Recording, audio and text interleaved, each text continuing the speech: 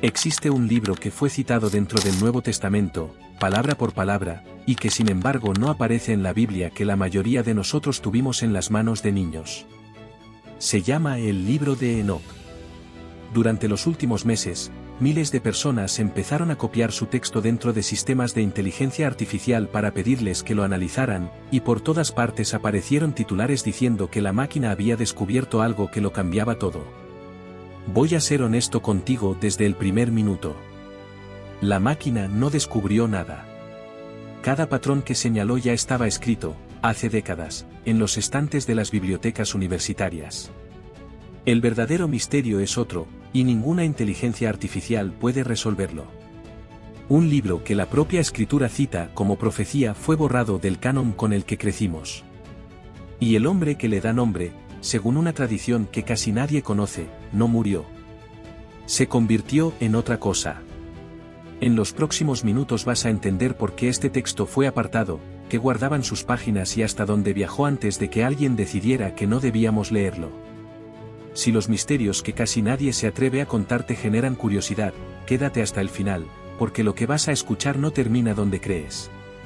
Empieza justo donde la mayoría de las historias sobre este libro se detienen. Comencemos por el problema que ningún resumen suele mencionar. En el Nuevo Testamento hay una carta breve, la carta de Judas, que se lee en iglesias de todo el mundo. En sus versículos 14 y 15, el autor cita directamente a Enoc y presenta sus palabras como una profecía verdadera sobre el juicio final. No lo menciona de pasada. Lo nombra, lo cita y le da autoridad. Ese texto está dentro de la Biblia que millones de personas consideran sagrada. Aquí aparece la primera grieta. El libro del que proviene esa cita, el libro de Enoc, no está en esa misma Biblia. La carta que lo cita sobrevivió. El libro citado desapareció. Durante más de 1000 años, en todo el occidente cristiano, nadie tuvo una copia completa. Se conocía por fragmentos sueltos, por unas pocas líneas conservadas en griego por un cronista bizantino llamado Jorge Sincelo alrededor del año 800, y por las referencias de algunos autores antiguos. El texto íntegro simplemente no existía en Europa. Vale la pena detenerse aquí, porque es un contrasentido difícil de sostener. Un documento tratado como profecía dentro de las escrituras fue expulsado de esas mismas escrituras, y el vacío duró siglos. Una sola comunidad en el mundo lo conservó entero. Guardaron cada capítulo en Gez, la antigua lengua litúrgica de Etiopía, mientras el resto del cristianismo lo dejaba caer en el olvido. Y eso deja una duda que no se va. ¿Cómo pudo un texto estar citado como palabra inspirada, al mismo tiempo, quedar prohibido en la práctica para casi todos los creyentes que vinieron después? Para entender el tamaño de esa grieta, primero hay que entender quién era Enoc y qué contenía realmente su libro. Según el Génesis, Enoc fue el séptimo patriarca desde Adán y el bisabuelo de Noé. Vivió, según el relato, antes del gran diluvio, en el mundo más antiguo que la memoria bíblica alcanza a describir. Y hay un detalle sobre el que conviene que retengas, porque más adelante lo vamos a necesitar. La Biblia dice que Enoc no murió. En el capítulo 5 del Génesis, versículo 24, el texto afirma que Enoc caminó con Dios, y luego desapareció, porque Dios lo tomó. No dice que falleció. Dice que fue llevado. En toda la Biblia hebrea solo hay otro personaje del que se afirma algo parecido, el profeta Elías. Guarda ese dato. El libro atribuido a Enoc no es un relato corto. Es una biblioteca en miniatura, formada por 5 obras distintas que fueron reunidas con el tiempo. Los especialistas fechan sus secciones entre los siglos III y I antes de nuestra era, y algunas tradiciones podrían ser todavía más antiguas. Sus páginas describen viajes a los cielos, el mecanismo secreto del cosmos, ejércitos de ángeles con nombres propios y un juicio final narrado con un detalle que la Biblia canónica nunca ofrece. Durante más de un milenio, Occidente no tuvo acceso a ese contenido. La situación cambió en 1773, cuando el explorador escocés James Bruce regresó de Etiopía después de 6 años y trajo consigo 3 copias completas en Gez. Una quedó en la Biblioteca Bodleiana de Oxford.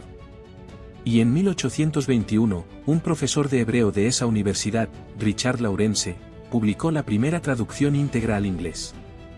Por primera vez en 1000 años, el mundo occidental podía leer entero lo que durante tanto tiempo había permanecido sellado. Aquí es donde la mayoría de las personas se equivoca, y quiero que veas por qué. La explicación cómoda dice que Enoc quedó fuera de la Biblia porque era un texto marginal, una obra extraña, de segunda categoría, que nunca fue tomada en serio. Suena razonable. Encaja con lo que nos gustaría creer. Y es falso. La evidencia física apunta exactamente en la dirección contraria. En las cuevas de Qumrán, junto al Mar Muerto, aparecieron 11 copias fragmentarias del libro de Enoc, todas en arameo, la lengua original en la que probablemente fue escrito. 11 copias. Para que entiendas lo que significa ese número, vale la pena compararlo con los libros que sí llegaron al Antiguo Testamento. En el mismo conjunto de manuscritos se hallaron 4 copias del Cantar de los Cantares, 4 de Ruth, 3 de Eclesiastés, una sola de Esdras y ni una sola del libro de Esther. Enoc superaba a todos ellos. Aquella comunidad judía copió y guardó el libro de Enoc con más devoción que varios de los libros que hoy consideramos canónicos. No era marginal. Era central. Y no solo entre los judíos.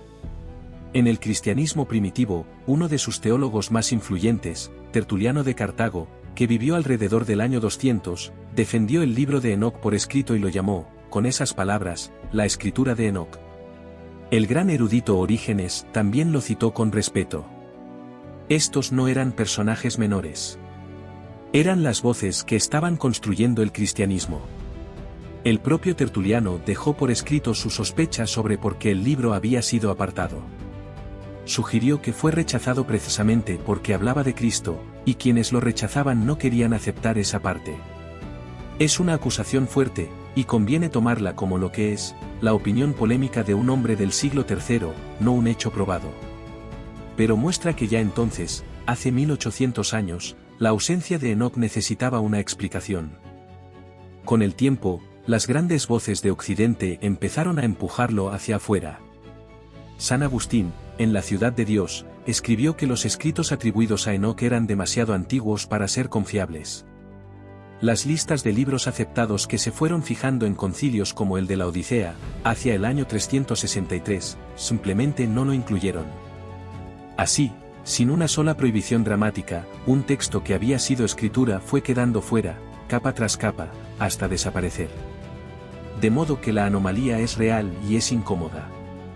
Un libro que los primeros cristianos trataban como sagrado, que una comunidad judía copió más veces que a Esther o a Esdras, terminó desapareciendo.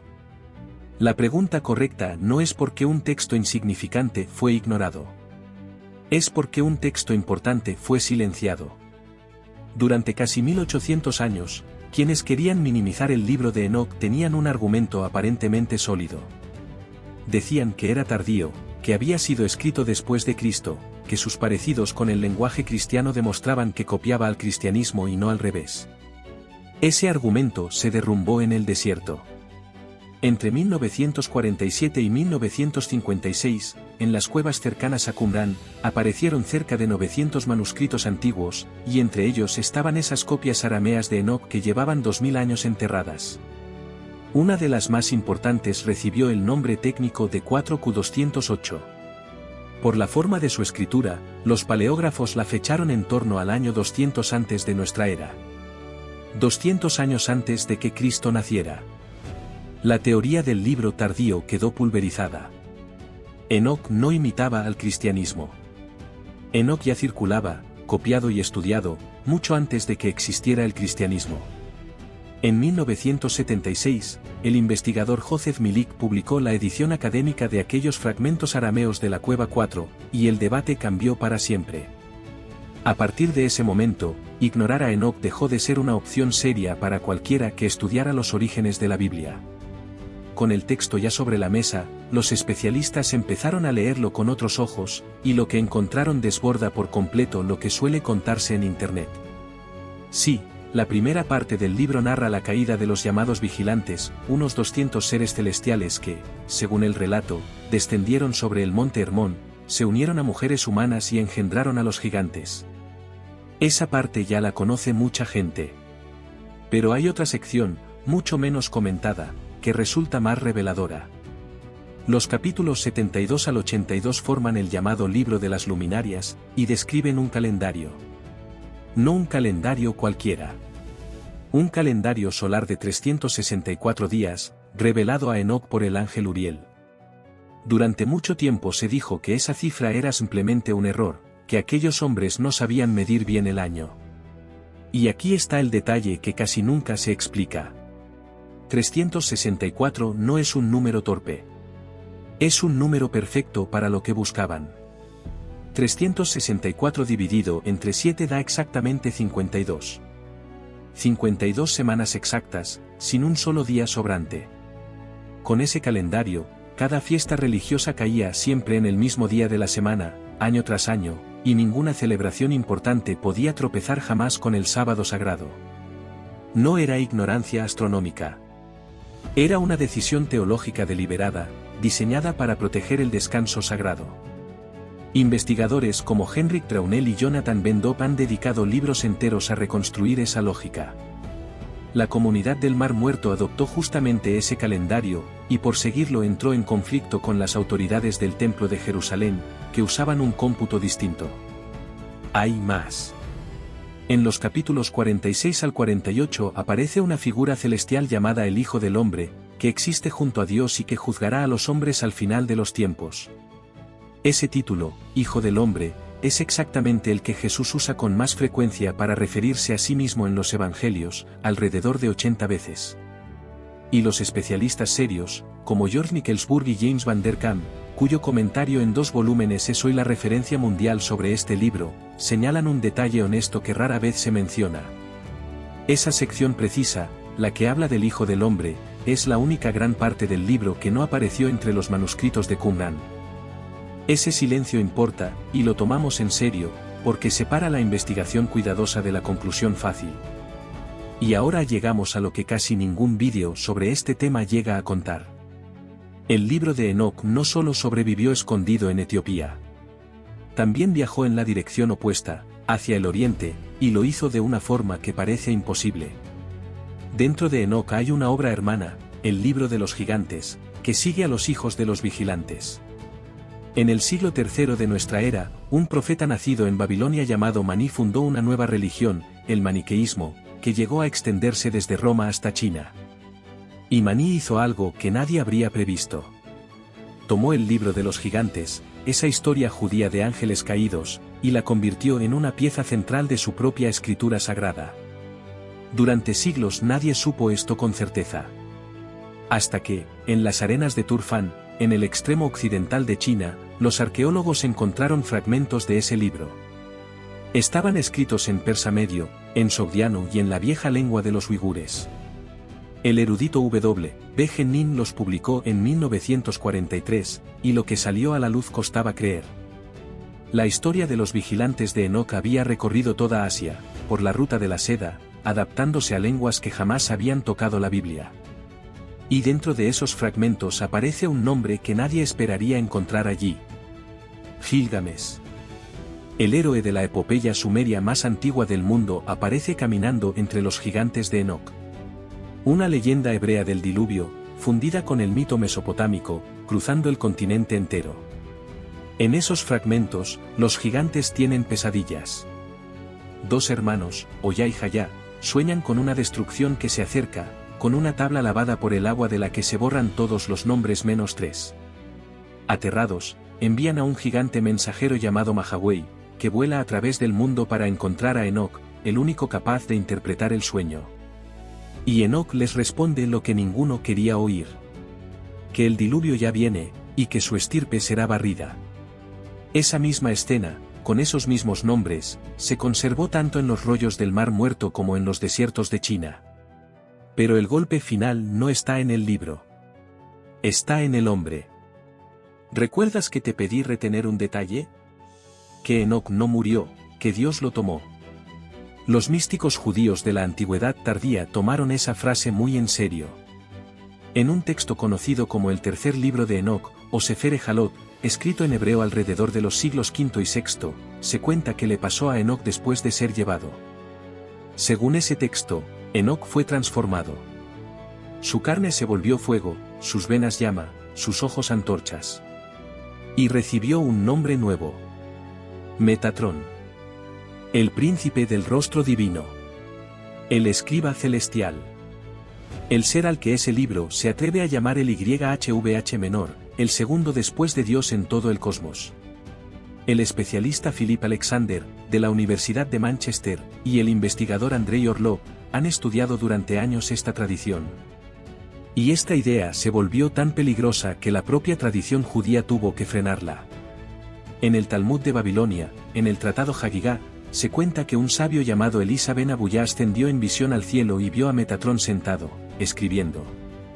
En el cielo, según la enseñanza, nadie se sienta salvo Dios. Al verlo sentado, aquel sabio pensó lo impensable. Que quizá había dos poderes en el cielo. Y por ese pensamiento perdió la fe y fue llamado, para siempre, el otro. La respuesta del relato es brutal. Sacaron a Metatrón y lo castigaron con 60 latigazos de fuego, para dejar claro, ante todos, que no era un dios, sino un siervo que también podía ser castigado. El hombre que abría el libro borrado de la Biblia terminaba, según otra rama de la misma tradición, convertido en un ser tan elevado que hubo que azotarlo con fuego para recordarle al mundo que no era Dios. Y casi nadie que abre una Biblia hoy ha oído jamás su nombre celestial. Detengámonos a medir qué significa todo esto, con precisión, sin exagerar. No estoy diciendo que esto reescriba la fe de nadie.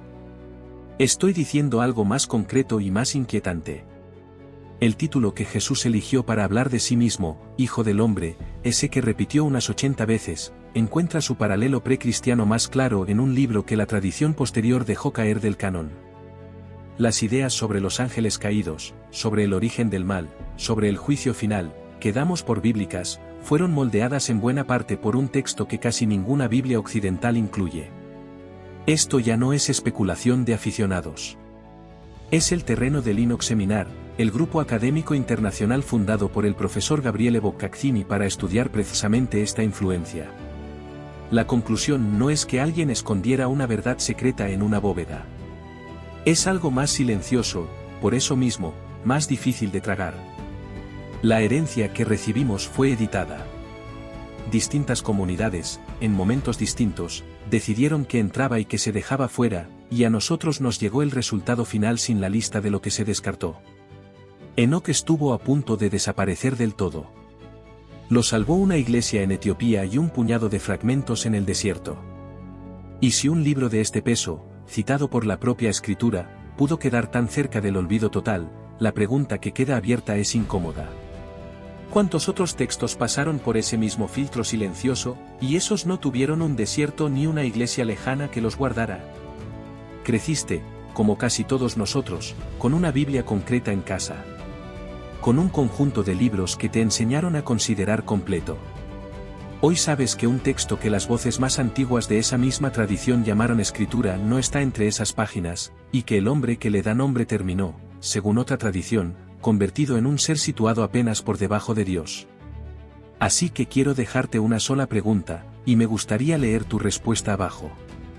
Si te hubieran entregado la Biblia completa, con Enoc dentro, ¿crees que tu forma de entender lo que aprendiste de niño sería distinta hoy? Piénsalo con calma y déjame tu respuesta en los comentarios.